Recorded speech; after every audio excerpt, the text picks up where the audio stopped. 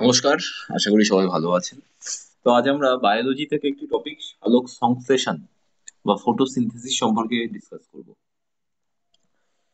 সালোক সংশ্লেষ কথাটি প্রথম ব্যবহার করেন বিজ্ঞানী বার্নেস 1898 সালে। তো এই যে সালোক সংশ্লেষণ এটা আমাদের সবার কাছে খুব পরিচিত একটা টপিক। আমরা ক্লাস 7, 8 এগুলো পড়েছি। তো সালোক সংশ্লেষণ ঘটনাটি দুটি দশায় সম্পন্ন হয়। একটি হচ্ছে আলোক দশা আর একটি হচ্ছে অন্ধকার দশা। বেশ, আচ্ছা, একটু সালোক সংশ্লেষণ সম্পর্কে বলে দিই যদি কারো কোনো সমস্যা থাকে। সেটা হচ্ছে এটা এমন একটা পদ্ধতি যেখানে সূর্যালোকের উপস্থিতিতে সবুজ পাতায় খাদ্য তৈরি করে গাছপালা মানে উদ্ভিদ। আহ ঠিক আছে, তো যেখানে ছিলাম দুটি দশায় সম্পন্ন হয়, একটা হচ্ছে আলোক দশা, একটি অন্ধকার দশা। তো এই আলোক দশাটাকে আবার হিল বিক্রিয়াও বলা হয়। আলোক দশাটা একটা পদ্ধতি হয়, সেটা হচ্ছে হিল বিক্রিয়া বলে। আর এই হিল বিক্রিয়া নাম হওয়ার কারণ হচ্ছে বৈজ্ঞানিক রবার্ট হিল এটা আবিষ্কার করেন। আচ্ছা, আর হিল বিক্রিয়া সম্পর্কে আর একটা তথ্য কি, এখানে এটিপি তৈরি হয়, অ্যাডেনোসিন ট্রাইফসফেট। আমাদের ডিরেক্টলি পরীক্ষায় কোশ্চেন আসে, হিল বিক্রিয়ায় নিম্নোক্ত কোনটি উৎপন্ন হয়, এত কোনটি তৈরি হয়? এটিপি তৈরি হয়। ঠিক আছে, বেশ। এখানে বাস্তব বেসিক্যালি হয় কি, জলটা ভেঙে যায়, জল ভেঙে হাইড্রোজেন আর ইলেকট্রনে পরিণত হয়। আর এই জলের ফটোলাইসিস হওয়ার জন্য সূর্যালোক থেকে শক্তি পাওয়া যায়। আর কি হয়, এই প্রক্রিয়ার শেষে এডিপি ও ফসফেট থেকে এটিপি তৈরি হয়। প্রথমে এডিপি হয়, অ্যাডিনোসিন ডাইফসফেট। পরবর্তীতে আবার আরেকটা ফসফেটের সাথে যোগ হয়ে অ্যাডিনোসিন ট্রাইফসফেট তৈরি হয়। ঠিক, এটা পরীক্ষায় আসে। আলোক বা হিল বিক্রিয়াতে বা আলোক দশায় কি তৈরি হয়, সেটা হচ্ছে এডিপি। আর অন্ধকার দশা নামেই বোঝা যাচ্ছে যে এখানে কোনো আলোর ব্যাপার নেই। এখানে কার্বন ডাই অক্সাইড, আর ইউপিপি, তারপর এনএডিপি, এগুলো মোটামুটি মিলিত হয়ে গ্লুকোজ তৈরি করে, ফসফোগ্লিসারিক অ্যাসিড তৈরি করে, পিজিএ যেটাকে বলি। তো এই জন্য এর নাম হচ্ছে অন্ধকার দশা। আর এই অন্ধকার দশাটা মূলত কেলভিন চক্রের সাথে সম্পর্কিত। কারণ কেলভিন চক্র কেন, এটা বৈজ্ঞানিক বেনসন আর কেলভিন এরা দুজনে আবিষ্কার করে। এটা আমরা লাস্টের দিকে আমরা মেনশন করব সবকিছু সম্পর্কে। এখানে আমি লিখেওছি লাস্টের দিকে যে আহ, বেনসন এন্ড কেলভিন কেলভিন চক্রের আবিষ্কার করেন, এবং ক্লোরেল্লা নামক উদ্ভিদে প্রথম কেলভিন চক্র দেখা যায়। প্রথম স্থায়ী যৌগ কি, পিজিএ। পিজিএ কথার অর্থ কি, ফসফোগ্লিসারিক অ্যাসিড। ঠিক আছে, তো এবার সালোক সংশ্লেষণ সম্পর্কে আরেকটু বলে দিই, খুব ইম্পর্টেন্ট বিষয়। সেটা হচ্ছে আলোক দশা হয় কোথায়? গ্রানাতে। অন্ধকার দশা কোথায় হয়? স্ট্রোমাতে। ঠিক আছে, সবই ক্লোরোফিলেরই অংশ। এবার এটা আমার নিজের অনেকবার ঘুলিয়ে যায় যে আলোক দশা গ্রানা নাকি স্ট্রোমা, কারণ দুটোই জিনিস আর দুটোই খুব কাছাকাছি। তো আপনাদের যদি না গুলিয়ে যায় তাহলে কোনো অসুবিধা নেই, যাদের গুলিয়ে যায় সেক্ষেত্রে তারা একটা উপায় মনে রাখতে পারে, আলো তো ফার্স্টে আসে, আলো তারপর অন্ধকার। তো তেমনি আমরা যদি আহ আমাদের যে লেটারের যে ক্রোনোলজি যদি বুঝি, জানি যে বা সিরিয়াল সিকোয়েন্স গুলো দিই, তো গ্রানার জিটা আগে আসে আর স্ট্রোমার এসটা পরে আসে। তো এরকম ভাবে মনে রাখতে হবে, গ্রানাটা আলোর জন্য আসছে, স্ট্রোমার এস মানে লাস্টে আছে, তার মানে অন্ধকারের জন্য আসছে, অন্ধকার দশাতে আসছে। এভাবে মনে রাখা যায়, আপনাদের আপনাদের নিজস্ব উপায় থাকতে পারে, করতে পারবেন। আর কেলভিন চক্রটা বা কেলভিন চক্র, এটা C3 চক্র নামেও পরিচিত। এটা পরীক্ষায় ডাব্লিউবিসিএস পরীক্ষায় এসেছে কোনো একবার। বেশ, শুনুন, তারপর এই যে সালোক সংশ্লেষণকে অঙ্গারাত্তীকরণ বলা হয়। এটা খুব ইম্পর্টেন্ট। শুধু অঙ্গার আত্তীকরণ নয়, এই যে সালোক সংশ্লেষণের কেলভিন চক্র বা অন্ধকার দশার সাথে বেসিক্যালি এই অঙ্গার আত্তীকরণের সম্পর্ক, ডিরেক্ট লিংক রয়েছে। অঙ্গার আত্তীকরণটা কি? আমি একটু আগে বলছিলাম যে কার্বন ডাই অক্সাইড, আর ইউবিপি, তারপর এনএডিপি, এগুলো বিশ্লেষিত হয়ে গ্লুকোজ তৈরি হয়। তো বেসিক্যালি অঙ্গারাত্তীকরণ কথাটা হচ্ছে যে কার্বন ডাই অক্সাইডের যে কার্বন বা অঙ্গার, এগুলো গ্লুকোজ তৈরিতে ব্যবহৃত হয় বলে এই সালোক সংশ্লেষণকে অঙ্গারাত্তীকরণ বলা হয়। ঠিক আছে, এই জন্য আমি অ্যারো করে লিখে দিয়েছি, দেখুন কার্বন ডাই অক্সাইডের সাথে কেলভিন চক্রের মাধ্যমে হয়। আর এটা অঙ্গারাত্তি, এটা কোন কোন চক্রের মাধ্যমে? কেলভিন চক্রের মাধ্যমে হয়। বেশ, সালোক সংশ্লেষণকে উপচিতি বিপাকও বলা হয়। উপচিতি বিপাক কি আর অপচিতি বিপাক কি আমরা ডেপথে যাব না, এই ডেফিনেশন হয়তো আমারও এই মুহূর্তে সঠিকভাবে মনে নেই, দরকারও নেই, আমার ডেফিনেশন লিখতে আসবে না। উপজিতি বিপাকের একটা বিষয় মনে রাখতে, উপজিতি মানে ভালো কিছু, উপকথার উপকার, আর অপকার খারাপ কিছু।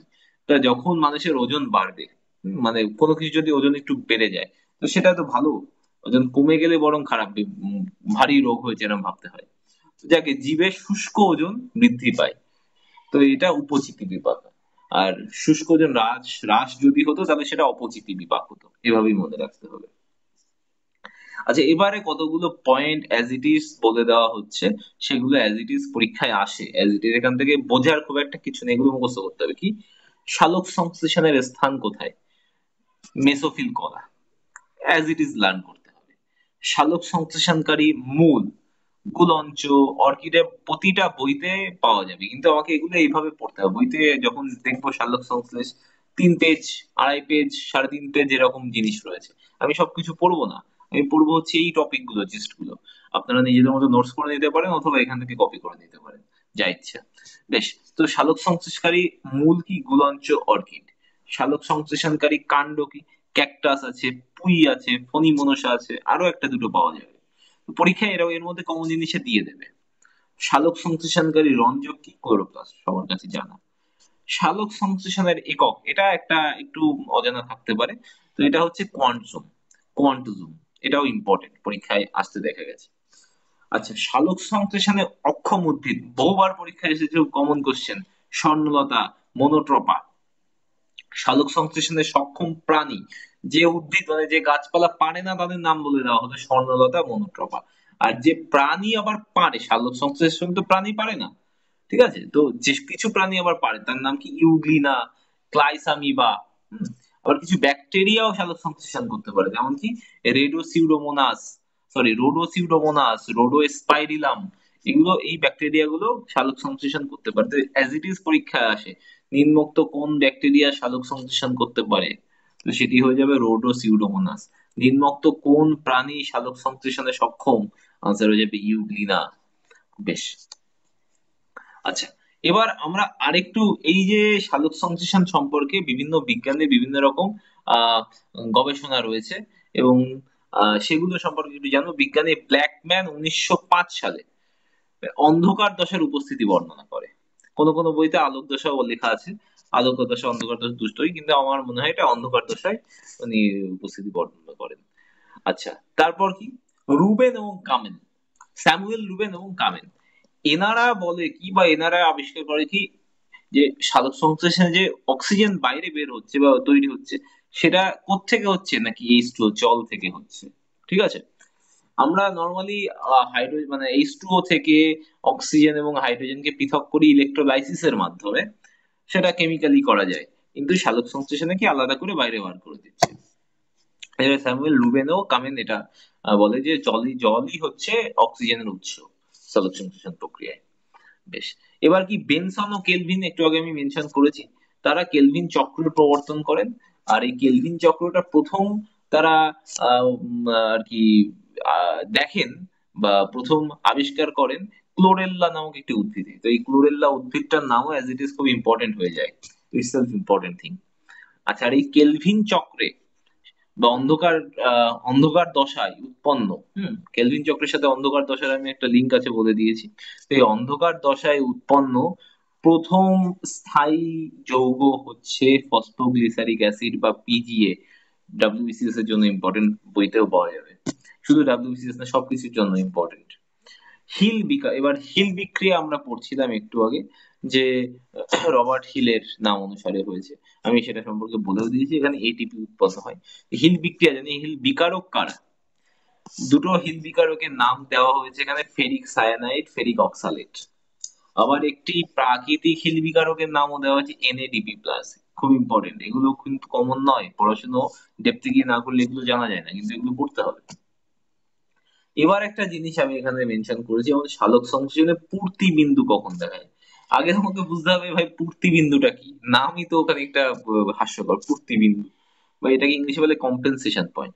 পূর্তি বিন্দু হচ্ছে কি, দেখুন, আমরা জানি যে সালোক সংশ্লেষণ প্রক্রিয়ায় উদ্ভিদ কার্বন ডাই অক্সাইড গ্রহণ করে অক্সিজেন বার করে দেয়, কিন্তু শ্বসন প্রক্রিয়ায় কিন্তু উদ্ভিদ আবার কি করে, কার্বন ডাই অক্সাইড বার করে দেয়। কিন্তু বেসিক্যালি কি হয়, সালোক সংশ্লেষণ প্রক্রিয়ায় যে পরিমাণে কার্বন ডাই অক্সাইড গ্রহণ করে তার থেকে খুব কম পরিমাণে শ্বসন প্রক্রিয়ায় বার করে। ঠিক আছে, তাতে করে আমাদের কার্বন ডাই অক্সাইডের পরিমাণ বায়ুমণ্ডলে মোটামুটি ব্যালেন্স থাকে। কিন্তু এমন দুটি সময় আছে দিনের যখন এই যে পরিমাণটা, মানে ইনটেক এবং আহ আউটটেক বা গিভ আউট, এই যে দুটোর পরিমাণ সমান হয়।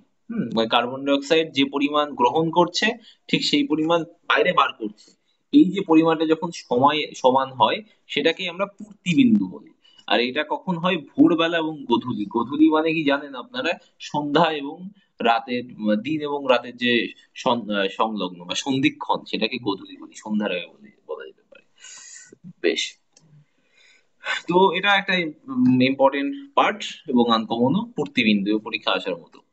সালোক সংশ্লেষণ এবার কি কোন আলোতে সব থেকে বেশি হয় এবং কোন আলোতে সব থেকে কম হয়, এটাও খুব ইম্পর্টেন্ট।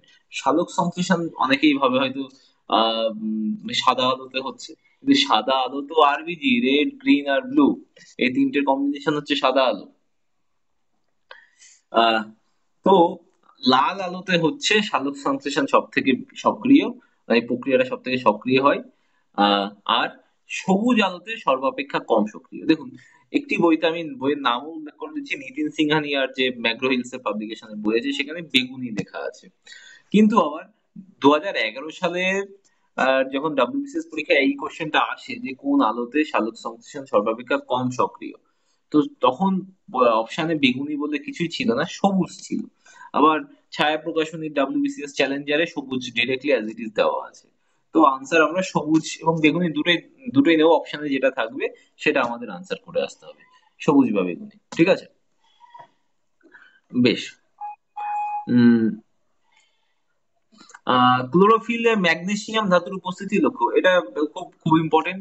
ক্লোরোফিলে নিম্নোক্ত কোন ধাতুর উপস্থিতি লক্ষ্য করা যায়, ম্যাগনেসিয়াম ধাতু। এবারে একটা এর সঙ্গে প্রায় লাগোয়া একটা কোশ্চেন আছে, সালোক সংশ্লেষণ যে ইলেকট্রন পরিবহনের দায়ী। ইলেকট্রন পরিবহনটা কখন হয় জানেন? ইলেকট্রন পরিবহনটা হয় যখন এটিপিটা তৈরি হয়। ঠিক আছে, মানে আহ আলোক দশাতে, আলোক দশাতে ইলেকট্রন পরিবহনের একটা ফেজ আছে। তো তখন একটা ধাতব আয়ন যে ইলেকট্রন পরিবহনের জন্য দায়ী, রেসপন্সিবল, তাকে সে হচ্ছে লোহা। তার মানে কিন্তু এই নয় যে ক্লোরোফিলে আহ লোহা আছে। ক্লোরোফিলে ম্যাগনেসিয়ামই আছে, কিন্তু সালোক সংশ্লেষণে ইলেকট্রন পরিবহনের জন্য ধাতব আয়ন কোনটি, সেটা হচ্ছে দায়ী ধাতব আয়ন কোনটি, সেটা হচ্ছে লোহা। বেশ, এখান থেকে আমাদের এই পড়তে হবে। আরো আরো একটা বিষয় আমি একটু মেনশন করতে চাইবো, সেটা এখানে আর লেখা হয়নি, সেটা হচ্ছে যে মূলের যে জলের চাপ মাপা হয়, মানে উদ্ভিদের যে মূল শিকড়, শিকড়ে যে জলের চাপ মাপা হয়, তার জন্য একটা বিশেষ যন্ত্র ব্যবহার করা হয়, তার নাম হচ্ছে অক্সানোমিটার। অক্সানোমিটার। আরো খুবই সিম্পল সিম্পল কোশ্চেন যেমন কি বলা যেতে পারে, এই যে আহ খাবার, যে গ্লুকোজ, গ্লুকোজ কি আকারে গাছপালা সঞ্চিত রাখে, সেটা হচ্ছে স্টার্চ। স্টার্চ আকারে সঞ্চিত রাখে। এগুলো খুব সিম্পল আপার প্রাইমারি স্কুলে, প্রাইমারি লেভেলের কোশ্চেন। তো এগুলো কম বেশি সবারই কম বেশি জানা আছে। বেশ, তো এই ছিল আজকে সালোক সংশ্লেষণের একটা জিস্ট পড়াশোনা। আশা করি ভালো লাগলো, আপনারা এইভাবে করতে পারেন। বেশ, কারো কোনো অসুবিধা থাকলে কমেন্ট করবেন।